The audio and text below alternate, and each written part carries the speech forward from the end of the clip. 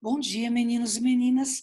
Na semana passada, eu pedi que vocês fizessem uma interpretação de texto que está no material de vocês, na página 485.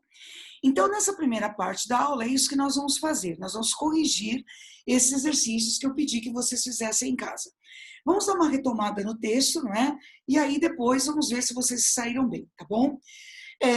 O texto que está na página 485 chama-se Ignorância e Raça, do Dr. Drauzio Varela.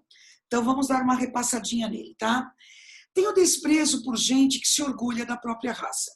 Nem tanto pelo orgulho, sentimento menos nobre, porém inerente à natureza humana, mas pela estupidez.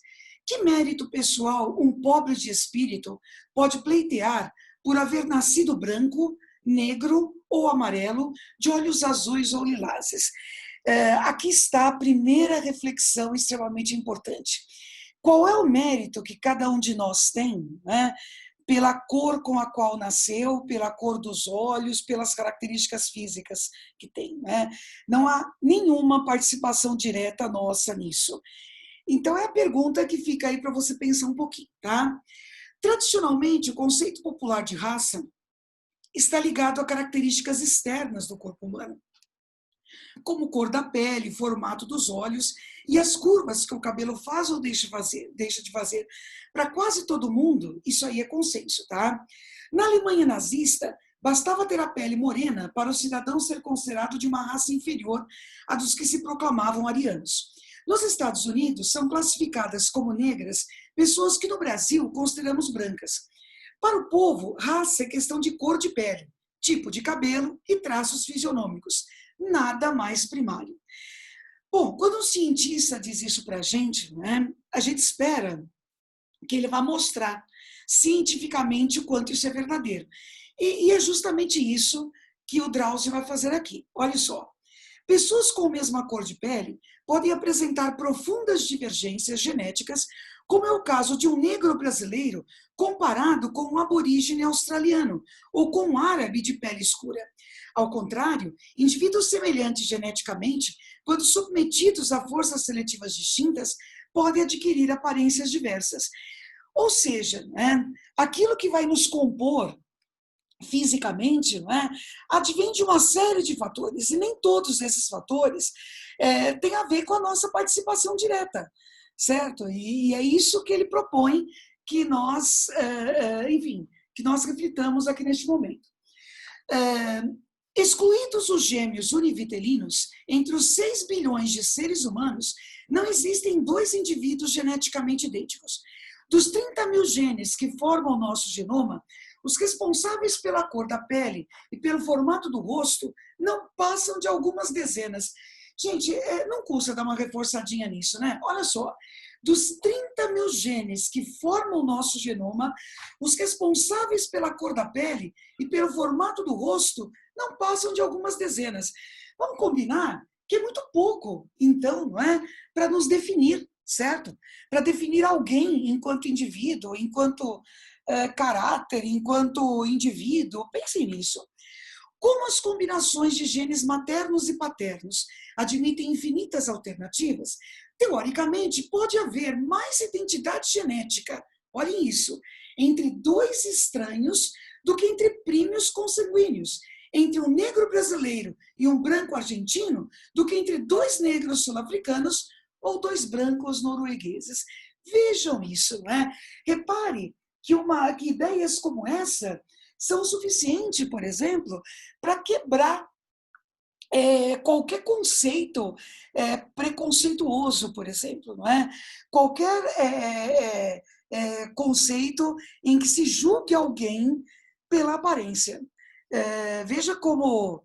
e é nisso que a gente precisa pensar, né? Veja como a ciência realmente é um aliado, certo? E nos faz, muitas vezes, sair dessa coisa do achismo para entender as coisas efetivamente como elas são. Bom, vamos às questões que foram cobradas aqui sobre isso e vamos ver se vocês saíram bem.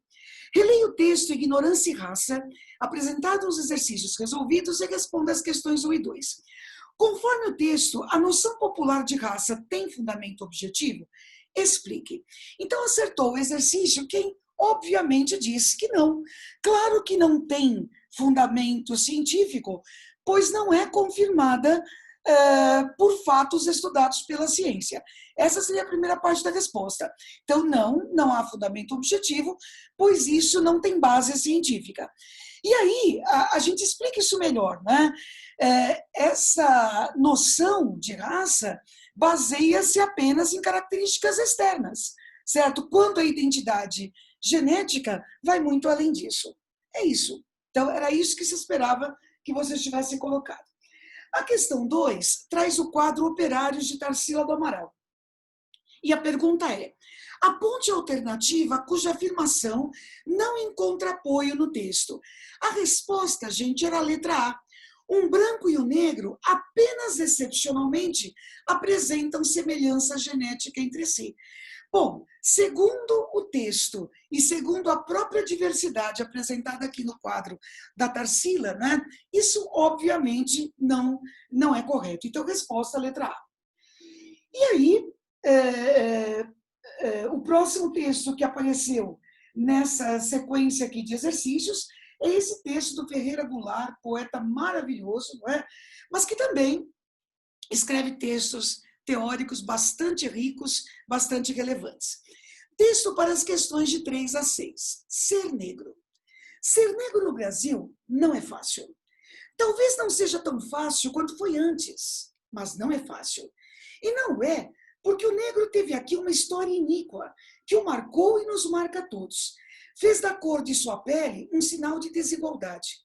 Independentemente da vontade de quem quer que seja, a pele de cor negra indica uma origem socialmente inferior, ainda que saibamos e acreditemos que todas as pessoas são iguais.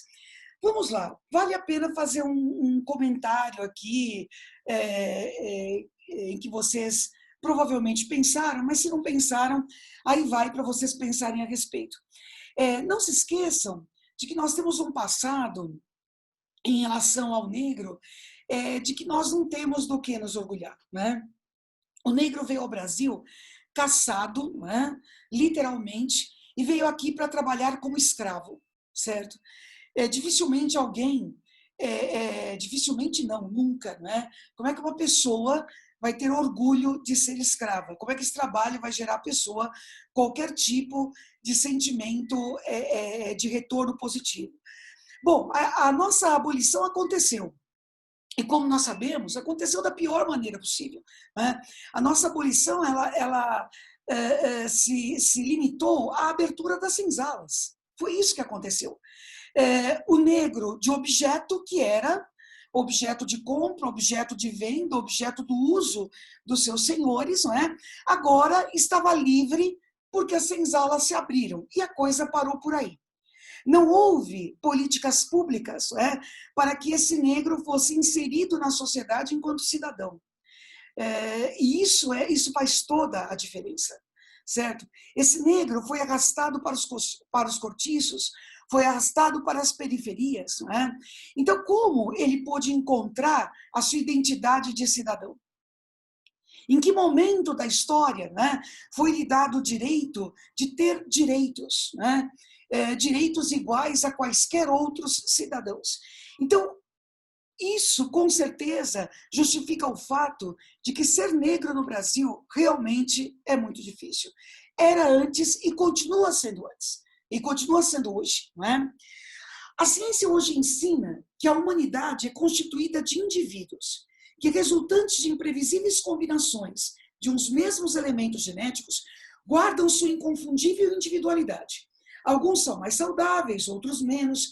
Alguns são mais criativos que outros, mais hábeis que outros, mais tímidos, mais extrovertidos, ou mais violentos, ou mais desabusados, enfim, uma variedade de tipos que seria impossível enumerá-los todos. E isso não depende da etnia, e muito menos da cor da pele. A raça humana ela é marcada pela diversidade, e uma diversidade que acontece em todos os sentidos, sejam os físicos, sejam os comportamentais. Por isso, em que pesem tantos traços individuais próprios, somos todos uma única espécie. E hoje a gente sabe o quanto cientificamente isso é verdade, não é?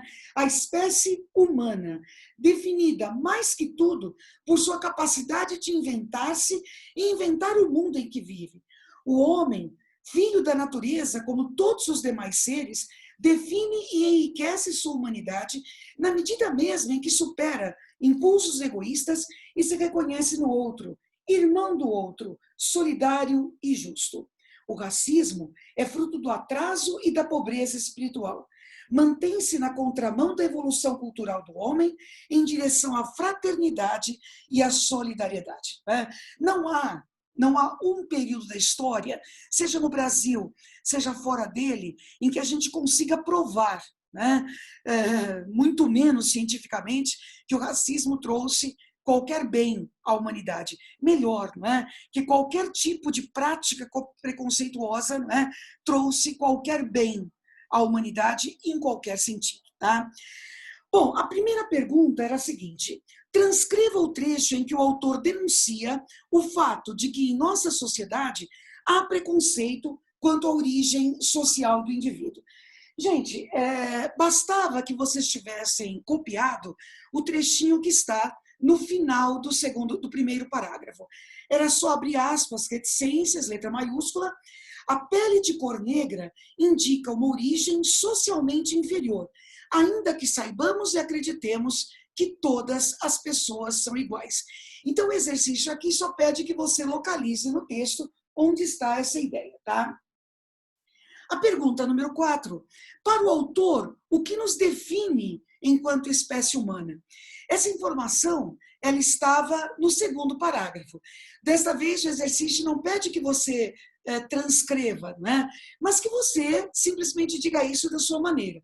Então, bastava você ter dito, como está no segundo parágrafo, que o que nos define enquanto espécie humana é a nossa capacidade de nos inventar, de nos reinventar e de inventar e reinventar o mundo à nossa volta. Era isso que era para ter colocado, né?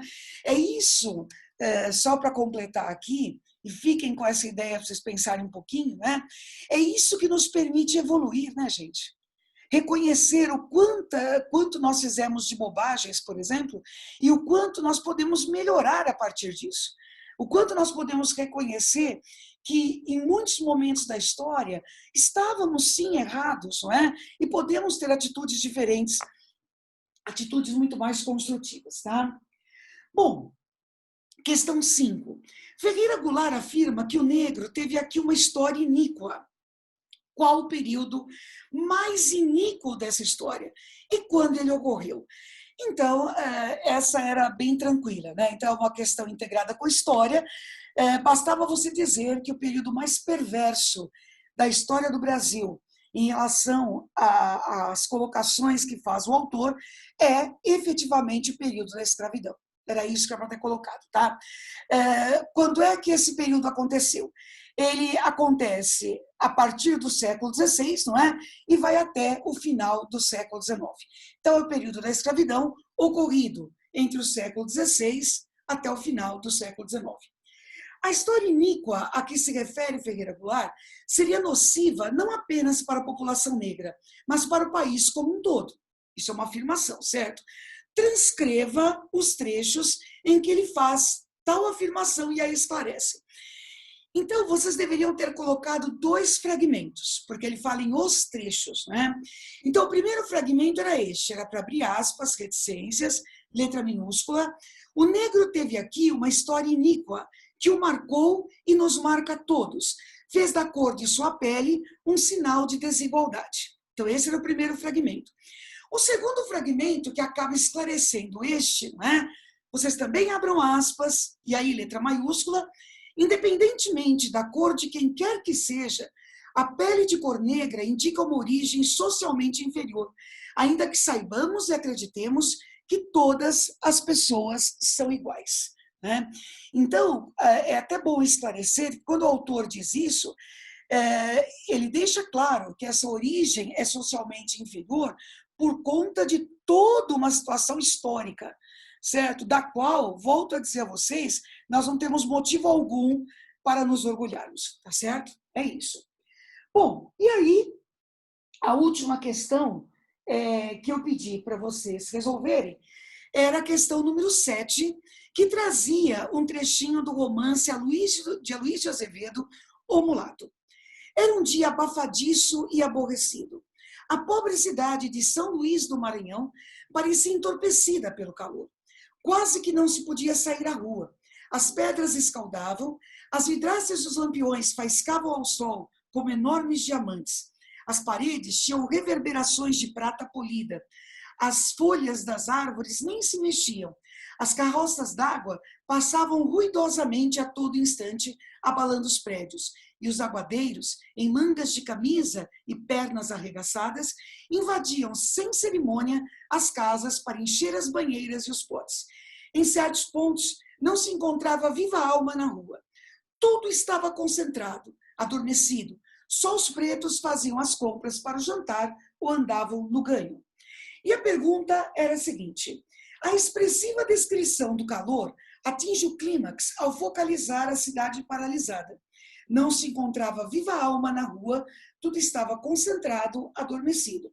Para em seguida se encerrar com uma menção aos negros, reforçando o contraste entre a situação destes e o que ocorria na cidade.